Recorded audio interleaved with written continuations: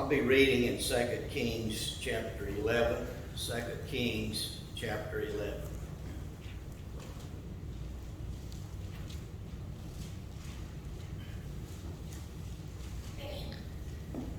We're going to study this chapter this morning. I'm not going to read all of it to start with. I'm going to read kind of some highlights in it. So we'll start in verse 1. And when Athaliah, the mother of Ahaziah, saw that her son was dead, she arose and destroyed all the royal seed royal. But Jehoshaphat, the daughter of King Jehoram, sister of Ahaziah, took Joash, the son of Ahaziah, and stole him from among the king's sons which were slain. And they hid him, even him and his nurse, in the bedchamber from Athaliah, so that he was not slain. And he was with her, that is, with his nurse, hid in the house of the Lord 6 years. And Athaliah did reign over the land. The 7th year, so again, Joash would be 7 years old then, or 8. And the 7th year, Jehoiada sent and fetched the rulers over hundreds and with the captains and the guard, and brought them to him unto the house of the Lord, and made a covenant with them, and took an oath of them in the house of the Lord, and showed them the king's son. We skip to verse 8. And ye shall compass, and this is Jehoiada giving instructions to these he's called together. And ye shall compass the king round about, and every man with his weapons in his hand. And he that cometh within the ranges, or in the ranks of, in other words, let him be slain. And be ye with the king as he goeth out, and as he cometh in. Verse 12. And he brought forth the king's son, put the crown upon him, and gave him the testimony. And they made him king and anointed him. They clapped their hands and said, God save the king. When Athaliah heard the noise of the guard and of the people, she came to the people and to the temple of the Lord. And when she looked, and behold, the king stood by a pillar, as the manner was, and the princes and the trumpeters by the king, and all the people of the land rejoiced and blew the trumpets. And Athaliah rent her clothes and cried, Treason, treason.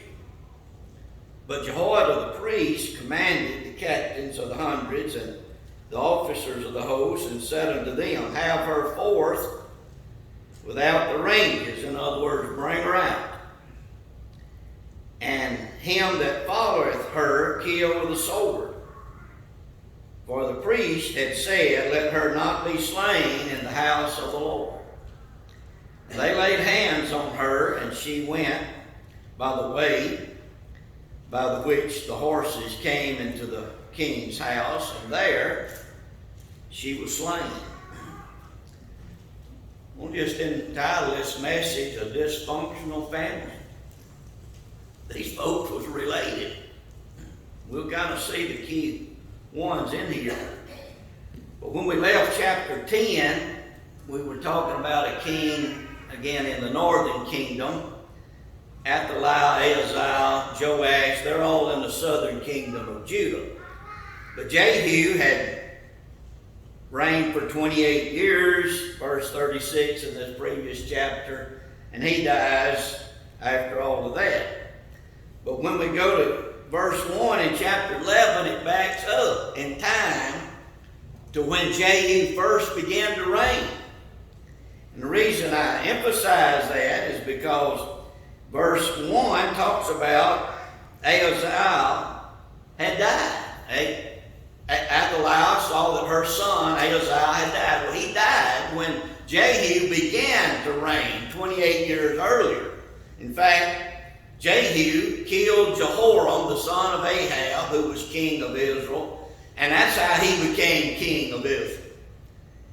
Ahaziah, the king of Judah, had visited with the king of Israel because the king of Israel had been injured earlier, and he was seeing how he recovered, and they were relatives. That was his uncle.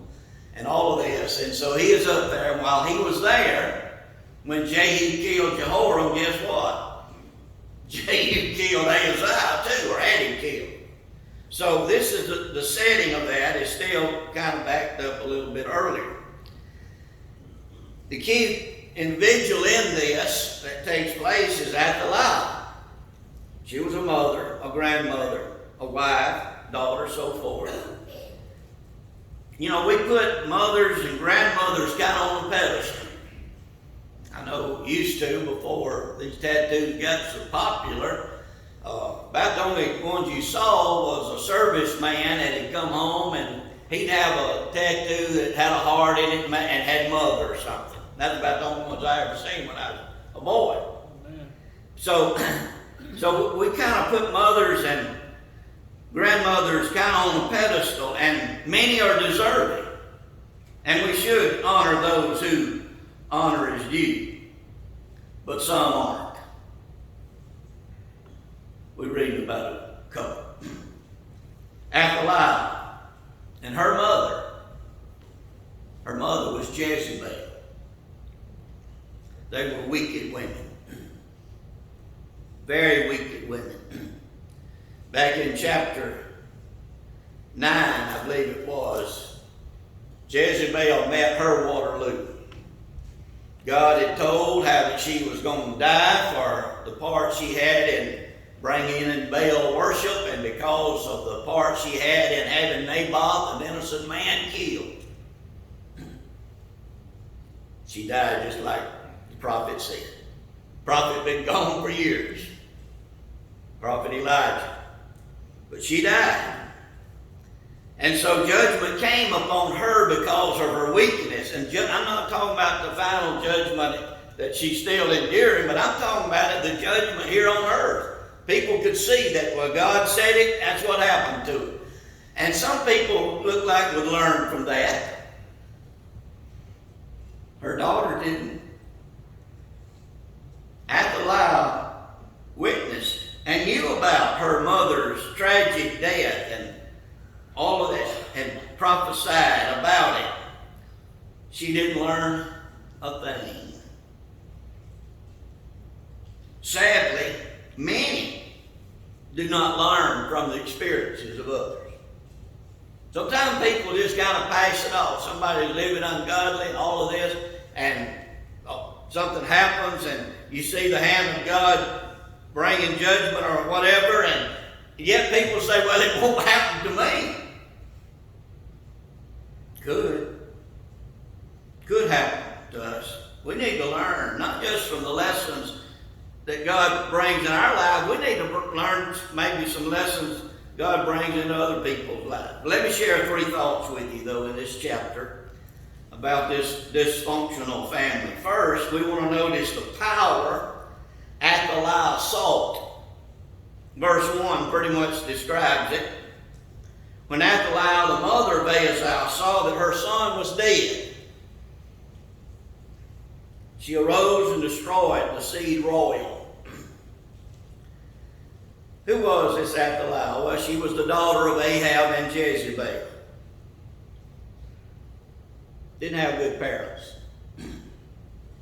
But there's some in the Bible where you see where their parents weren't good, and yet they still turn out okay. They have a choice. Concerning her brother, back in 1 Kings 22, it says, he did that which was evil in the sight of the Lord and followed the way of his father and his mother. He was a wicked son. That was another one of the Jehorams. No, that was Ahaziah, the son of Ahab. Jehoram then followed the same path. Not too hard to figure out, well, that's what Athaliah did. She followed the same wicked path her mother and father set out for her. She followed. Who else was she? She was the wife of Jehoram, who had been king of Judah. And Jehoram was the son of Jehoshaphat. If you go back and look, Jehoshaphat, he and Ahab kind of got to be associates. kind of strange associates, because Ahab was a wicked man. Jehoshaphat was a man that did what was right in the sight of God. But every time they got together, it was to benefit Ahab. Never was to benefit Jehoshaphat. I don't know why Jehoshaphat went into such an agreement, but he did. And Ahab would need him, and Jehoshaphat would come and say, well, what my people are your people, and my soldiers is your soldiers. What I have is yours. So they became close associates. So close associates that Jehoshaphat's son, Jehoram, ends up marrying Ahab's daughter, Athaliah. So that's how they got together. Who else was Athaliah? She was the mother of King Ahaziah. Verse 1 of our text clearly identifies that's who she was. He was the king of Judah, the southern kingdom of Judah. Now, what about her? How did she gain power? It said after her son died, now, so that means her husband had been king of Judah. Her son had been king of Judah, but now he didn't reign long. Think about a year. And then after her son was dead, she liked being in charge. She'd been the wife of the king. She'd been the mother of the king. So after her son's dead, she arose and destroyed all the seed royal. Now that don't maybe say a whole lot to us, but let me just put it like this. She killed off the competition. And the competition to being a ruler in Judah was her grandchildren. That's who she killed. Her grandchildren. I mean, you kind of read through this and you see this, where Joash is kind of stolen away from the other siblings of his, mainly it was sons, grandsons. But he was took away from them, from these sons, verse 2, which were slain. She had them killed. It wasn't some children that she never had seen before, and some children that belonged to the enemies and all of this, and ordered the soldiers to go destroy everybody. It wasn't like that. It was her grandchildren. And she gave the order. There are some tragic times in the Bible when some children were killed. Back in Exodus 1, when Moses was a baby, when he was born. And they ordered them, because the Israelites was growing too fast, well then take all the boy babies and throw them in the river. God put it in the heart of Moses' mother to come up with a plan to spare him. You know the story, I hope. In Matthew 2, it also gives another tragic time, and that was when King Herod, he heard about this baby that was born who'd be king of the Jews, and he wanted to eliminate competition, so he said, just go kill all the babies in Bethlehem that's 2 years old and under. He missed Jesus, but he killed a bunch of others. We look at those as being horrible, horrible men that would give such an order, and they are.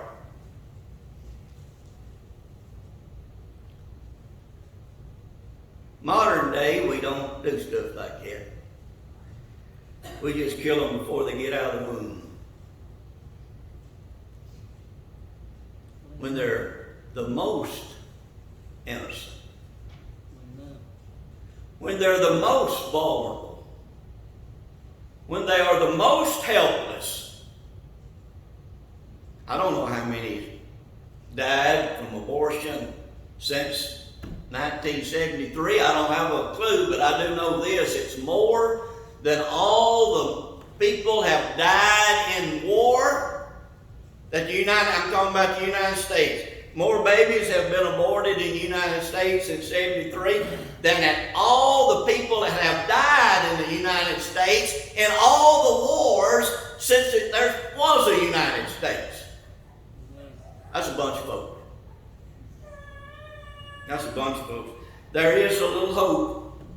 You got folks that's standing up, and you got some leaders finally that's trying to turn this tide, especially on these abortions at some later months and all of that.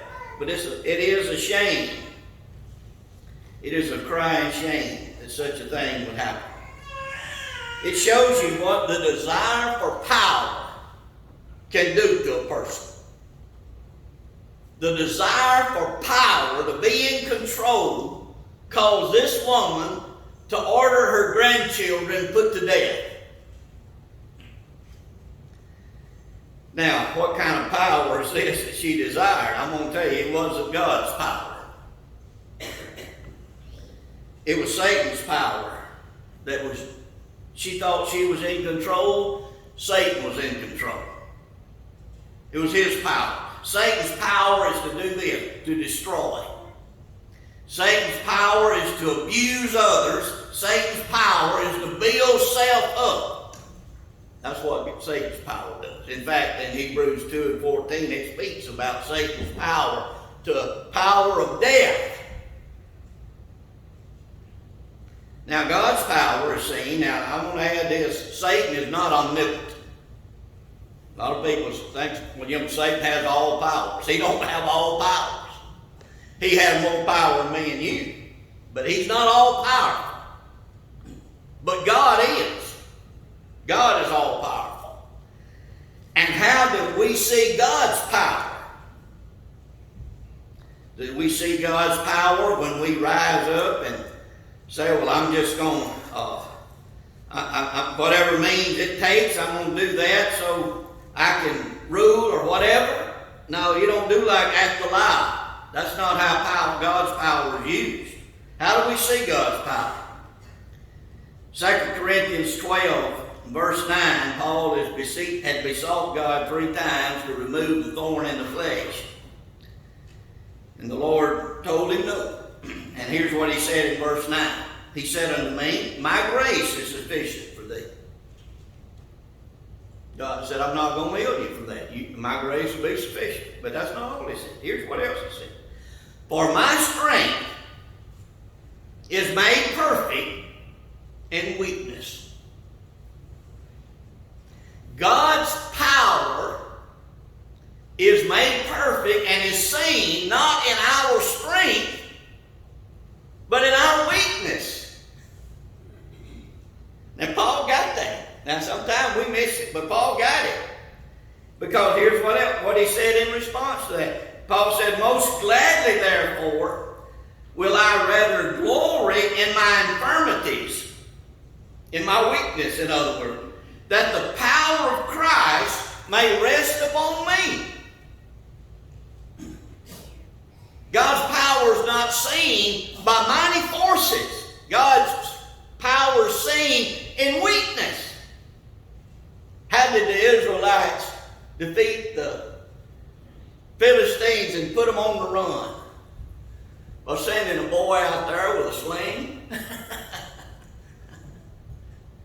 They didn't send a great army out. It was just a little old boy called David that went out against a giant with a sling. We see God's power in weakness. When the great Assyrian army surrounded the city of Jerusalem and ready to close in and conquer the little weak country of Judah, they'd already conquered everybody else. And they mocked them and made fun of them because they were still holding out a little while. How are they going to win this? How are they going to defeat this army? They did it in weakness. God just sent an angel and killed 185,000 soldiers one night.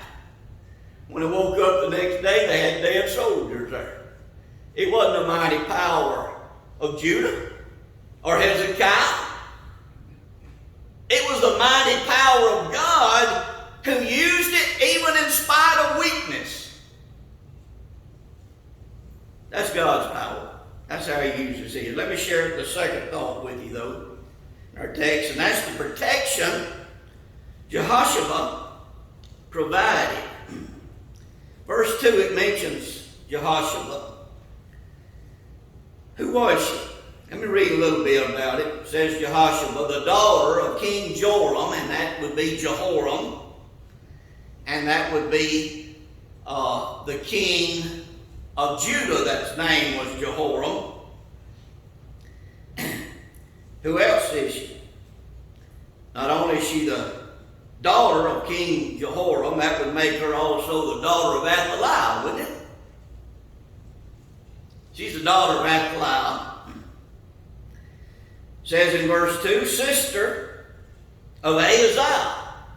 Since Ahaziah, their brother and sister, he was the son of Athaliah and Joram, so she was too. So she was, who was she to the little baby? Joash. That she would be his aunt.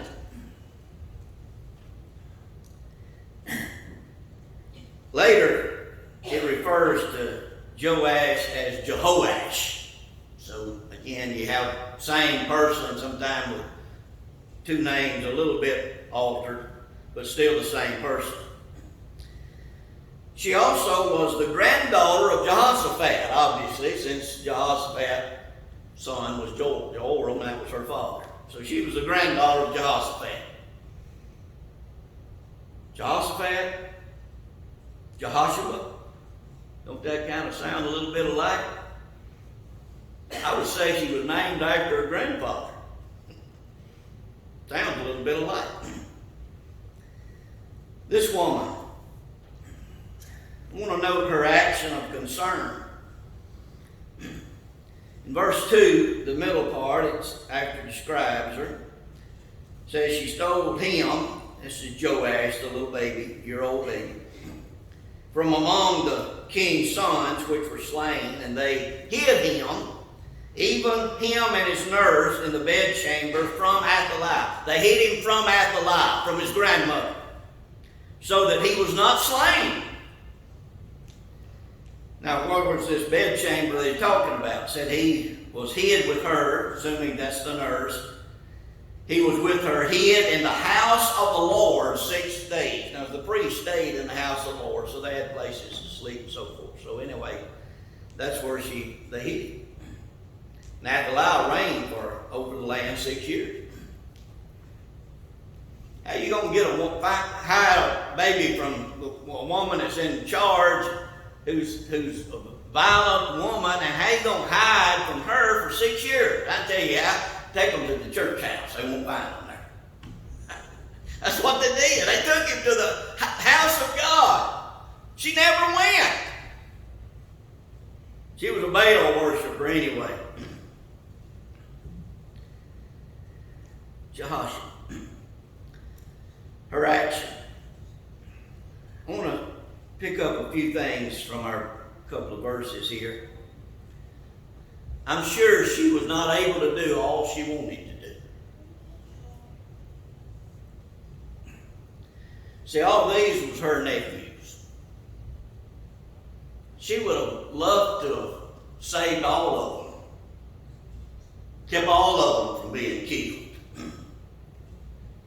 But obviously she was not able. She couldn't do all that. But she did do something. She couldn't save them all. But she could save one. And that's what she did. She willingly put her life on the line. She risked herself to save this little child. Sometimes we have to take risks. Doing right sometimes a risk, but I'm going to tell you, I'd rather take a risk doing right than I had doing wrong. mean, every day you hear about somebody that's out getting shot and all this kind of stuff. Most of the time they get shot at this nightclub or that place and all of that. Not all the time, but most of the time. I'd rather take a risk doing good than I had bad. It's safer.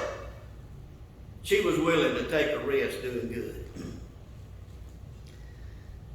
You know, I thought about the fact that she couldn't save all of her nephews, but she was able to save one. Thought about the little boy when Jesus had the 5,000 and they didn't have food for them, and so he asked them, told his disciples, give them food, and they said, they made reference, said, well, we have a little boy's lunch. We got a little something here. The little boy didn't bring enough for everybody. He just brought a small lunch. And they asked the question, what is that among so many? I mean, they wouldn't get a good taste. So the little boy couldn't give food to feed all the people. But he could give his lunch. Could give a little something. And that's what he did. He gave a little. But when Jesus got a hold of it, it was enough. It was enough. Jesus blessed it, and they ended up having leftovers more than the little boy had. So sometimes we kind of look at it, well, what can I do? I can't do much. Well, then do a little. If you can't do much, just do a little. Let God bless you. This woman, Jehoshua, she opposed evil, even if it was in her family. Not too many do that. You know, we're going to talk about grandchildren, that we are talking about. Somebody else's grandchild does something real bad, that kid's mean. But you know, if it's my grandkid that does it, well, they're just a little mischievous. They just got a lot of energy.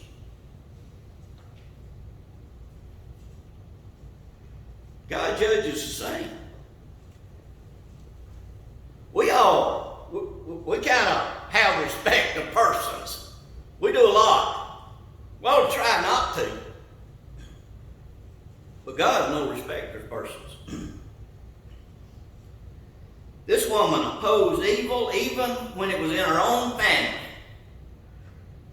Even though it was her own mother that was leading in the evil.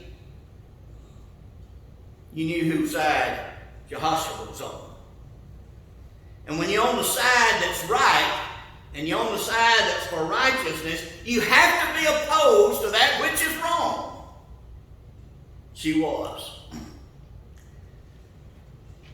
In Psalm 97:10 says, this is a commandment now, and it identifies who he's talking to. Ye that love the Lord. Okay, now, that would be talking to us if we love the Lord. Ye that love the Lord, here's the commandment. Hate evil. Ye that love the Lord, here's the commandment. Hate evil. It ought not look good to us. I know they paint pretty pictures today. They paint pretty pictures for those that wants to drink. They paint pretty pictures for those who wants to be engaged in homosexual activity. They just say, well, we know there's different kind of families now. God didn't create a bunch of different kind of families. God created a family that was with a man and a woman and their offspring. That's still the only family. The others are perverted. I know there's some times when tragedy happens and a mother dies or a father dies and you have to raise them, differently. But that wasn't your choice. I'm talking about those who choose. And I'm going to tell you, if two men that's trying to say they're married or they're a couple, and they just say, well, one of them's a wife. I'm going to tell you, A wife don't look like a man, I can tell you that. No matter what you call it, that's still not what God says. Romans 12:9 says, abhor that which is evil. Cleave to that which is good. If you're going to cleave to one side, you got to oppose the other. You can't straddle the fence. While Athaliah didn't learn from what happened to Jezebel, she didn't learn anything to alter her lifestyle. She kept going the wrong way. Yet her daughter, Jehoshaphat, maybe she did learn. Maybe that's what kind of called her attention to do the right thing. She seen what happened to her grandmother named Jezebel. Let me share the third and last thought, and that's the plan Jehoiada followed. Verse 4 talks about in the 7th year of Jehoiada. Who was he? For one thing, he was high priest. Now, if you, in this place, it refers to him as a priest. In chapter 12, verse 2, it says he's the priest. Over in Chronicles, if you read over there, that part, it identifies in 2 or 3 places. It says the priest. It don't describe him as a priest, but as the priest. So it's clear to see that he wasn't just one of the many priests. He was the priest. That is, he was the high priest. He was a godly man. He had a great influence on those around him for right. He will have a great influence on Joash, who will be the next king. He was a godly man. He not only was the high priest, he was the husband of Jehoshaphat. He had a good wife. He was a good man. Being the husband of Jehoshaphat, that made him the son-in-law of Athaliah. Sometimes you ever heard about people that had in-law trouble? They don't know nothing about in-law trouble. Just turn over here and read about Athaliah and Jehoiada. That's real in-law trouble. So, being the husband of Jehoshaphat, he not only was a son-in-law of Athaliah, but that made him the uncle to Joash, the little baby. In his plan, he carried out this plan to do away with Athaliah and replace her with Joash as king. Again, he's going to be about 7, 8 years old when all this happened. So they had time to plan it. And he carries out his plan. He emphasizes how that in this plan, the king, this little 8-year-old king, is preeminent. In verse 4, he gets a commitment from those soldiers that will protect him. In verse 4 it says, in the 7th year of Jehoiada sent and fetched the rulers over hundreds and the captains and the guard and brought them to him into the house of the Lord and made a covenant with them and took an oath of them in the house of the Lord and showed them the king's son. Before he ever started, he wanted to know who's on our side. Who's on the Lord's side. Now there were some on Athaliah's side because she had power. They seen what she could do. So he wanted to know who's on our side. And they made a commitment. You see, the throne belongs to the rightful heir, the rightful king. That's why in Luke and also King of Matthew, it shows a list of the genealogy of Jesus to show that he is rightfully the one. He came through the right lineage. And Joash, he's the rightful king. And they made a commitment to him. He emphasizes too that the king was to be preeminent. Verse 11, And the guards stood, and every man with his weapons in his hand, round about the king, from the right corner of the temple to the left corner of the temple, along by the altar of the temple. What was the focus on? It was on the king. They were to focus on him. Well, I know in a different sense, but who are we to focus on?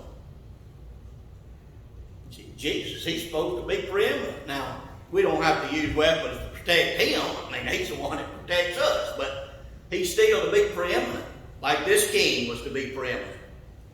Colossians 1:18 says, and he, speaking of Jesus, is the head of the body, the church, who is the beginning, the firstborn from the dead, that in all things he might have the preeminence. Whatever we're doing, he's to have the preeminence. What did they do then? They anointed the king, verse 12. He brought forth the king's son, put the crown on him, gave him the testimony or the commitment. They made him king and anointed him. And they clapped their hands and said, God save the king. You say, well, I thought that was a thing we did in modern times. They picked it out of the Bible. God save the king. He was anointed.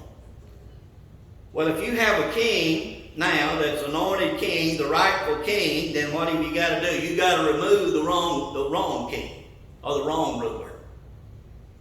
They do. Athaliah knows that once they declare him as king, then she's going to be out. How does she respond? Say, well, I tried. You know, I finally got caught up with and all of that. Now, she's not going to admit that she did any wrong. Listen to what she says in verse 14. And when she looked, and behold, the king stood by a pillar, as the manner was, and the princes and the trumpeters by the king, and all the people of the land rejoiced and blew the trumpet. Now, who's she looking at? Well, that's the king now.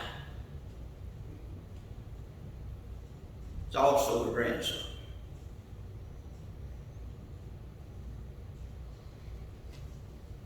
Should have been time when she was being thankful. Her grandson now is the king. All she think about, I thought I killed him. I thought he was dead. There he is, he's king. How does she respond? There in verse 14, let me finish. And Athaliah rent her clothes and cried, treason, treason. You know, sometimes the people who does the worst hollers injustice the loudest. Here she is, had killed the rightful heir, thought she had killed all the rightful heirs. She didn't, she missed one, so she could be ruler, and now she's going to say there's treason against her? But she does. That is a common cry of those that do evil. If righteousness is to rule, then evil must be punished. It must be punished. Romans 2:2 says, we are sure, this is Paul speaking, we are sure that the judgment of God is according to truth. I think we can all say amen to that. We're sure about that. When God judges, he'll judge according to truth. He won't judge according to Athaliah's standard or anybody else's. He will judge according to his own. What a sad thing for this family to have to endure that. And the problem was there were so many in charge that was wicked. Some of the family, like Jehoiada, his wife, Jehoshaphat, Joash ends up being a good king, thanks for his aunt and uncle's influence.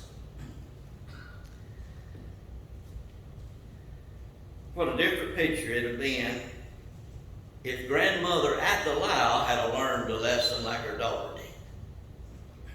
But she didn't. Verse 17, I want to end with this verse. Jehoiada made a covenant between the Lord and the king and the people that they should be the Lord's people. Between the king also and the people. We ought to be true to our king. And our king is the King of kings and Lord of lords. Amen. It is not that he will be King of kings and Lord of lords. He is. But it won't be long till he will show. That's what 1 Timothy talks about, chapter 6. He will show that he is King of kings and Lord of lords. We're going to have a song of invitation. Our musicians can come. There may be one here today that has never submitted to the kingship of Jesus in your life. You've never trusted him as Lord and Savior. If you haven't, never been a time when you did that, got it right with the Lord, today would be a good time to do that. God leads you to move. You come as we sing.